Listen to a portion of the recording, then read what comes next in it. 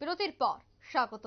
সারা ভারতে কৃষক সভা ত্রিপুরা রাজ্য কমিটির অফিসে আজ সারা ভারত কৃষক সভা ত্রিপুরা রাজ্য কমিটির নেতৃত্বে কৃষকদের সাম্প্রতিক কিছু সমস্যা নিয়ে সাংবাদিক সম্মেলন করা হয়, যেখানে উপস্থিত ছিলেন সম্পাদক সারা ভারত কৃষক সভার রাজ্য কমিটির নেতৃত্বরা এবং সম্পাদক পবিত্র কর।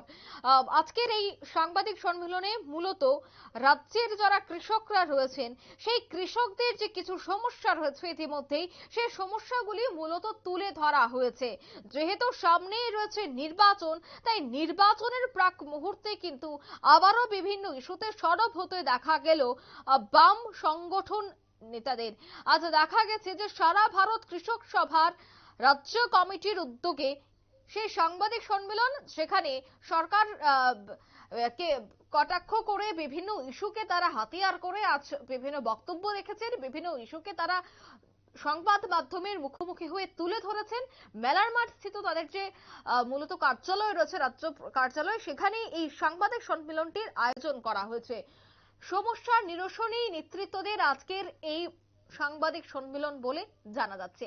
কি বলছেন নেতৃত্বরা আজকের এই সাংবাদিক সম্মেলন থেকে শোনাবো।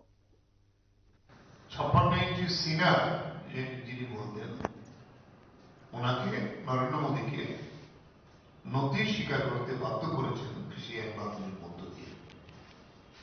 সেই কৃষকের অংশ হিসেবে আমাদের রাজ্যেও এখানে তাদের কথায় আমরা এটা বুঝি না, এটা কি কথা। ডাবল ইঞ্জিনের সরকার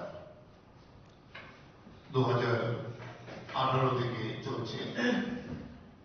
এক ইঞ্জিন 4 বছর পরে অফ হয়ে গেছে, আরেক ইঞ্জিন দায়িত্ব নিয়েছিল, এখন আবার নতুন করে সেই ইঞ্জিন নির্বাচনের ভোট বিভাজনের সুযোগ নিয়ে এসেছেন।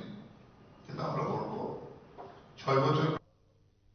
আপনারা শুনলেন পবিত্র করের বক্তব্য। তিনি মূলত রাজ্যে কমিটির দুঃখিত, তিনি কৃষকদের সাম্প্রতিক কিছু সমস্যা নিয়েই আলোচনা করেছেন আজকের এই সাংবাদিক সম্মেলনে। নিয়ে নিতে ছোট একটি বিজ্ঞাপন বিরতির সঙ্গে থাকুন।